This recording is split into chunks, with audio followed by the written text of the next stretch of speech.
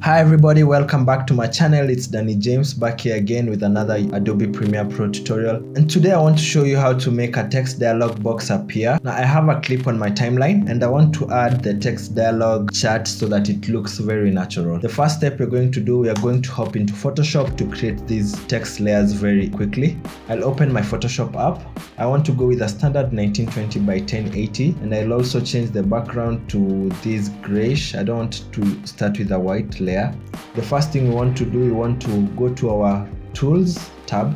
You can look for the rounded rectangle tool, and the first thing we're going to be doing is creating that first text box. Go back to your selection tool, change the fill to something like this. You can go with other colors, but I want to use this one. And I'll also add a stroke around this shape layer. I want to go with 5 pixels of stroking, and here's a basic framework of what you're going to be creating. The next step, right here, you should look for your pen tool, and you want to add a anchor point to this place so that it can look more like a chart than a shape layer. And I'm going to zoom in. I'm holding Alt on my keyboard while using my scroll wheel. Okay, now that I'm zoomed in, on your pen tool, make sure you have this add anchor point tool. Right in the middle, I'll add a point right there, and I'll try to go to the middle area and push it outwards, something like that. We'll go back to my selection tool, and now it looks more of a chart message than a rounded rectangle.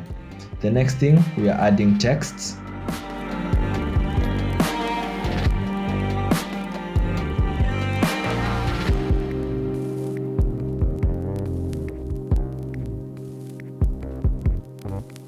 Now we have the first chart, and I want to group these layers.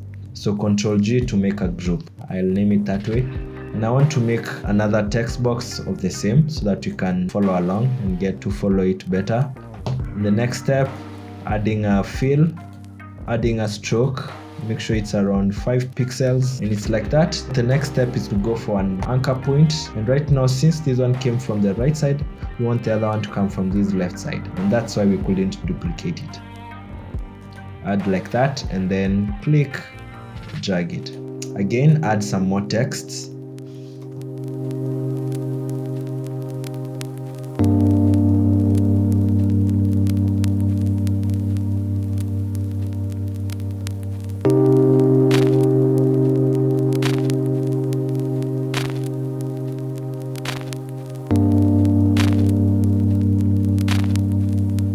Right now my text look okay. I'm satisfied with this design, and I'll group these layers once again and name it texts reply.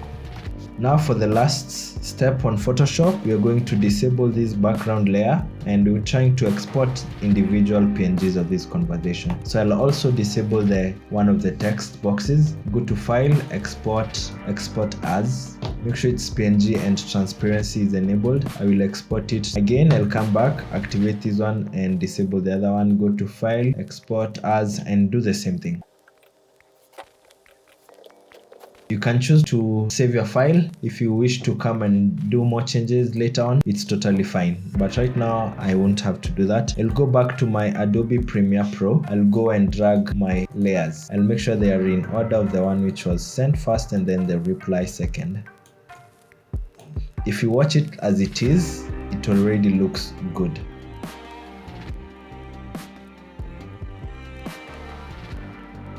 But I want to give it a better feel. How we're going to be doing this, highlight on both your clips, go to effects and look for a basic 3D. It's about perspective and drag and drop it. On this first layer, go to your effect controls. What you want to make a change, it's the swivel.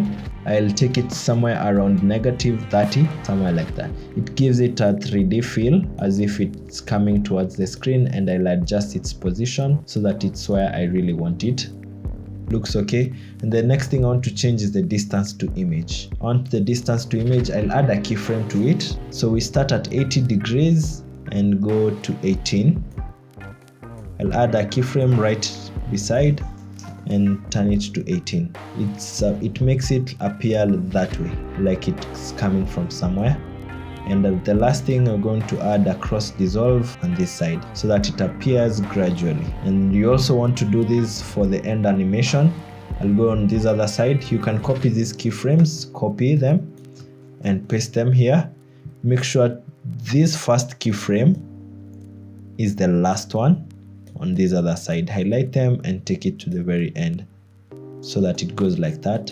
And I'll add a cross dissolve. You can copy this and paste the attributes on this other one. You can paste attributes for motion and everything else, but what it doesn't get, it want us to change this value for the swivel. Instead of being -19, it could be +19, and it has this perspective look on it. Again, add cross dissolve on every side,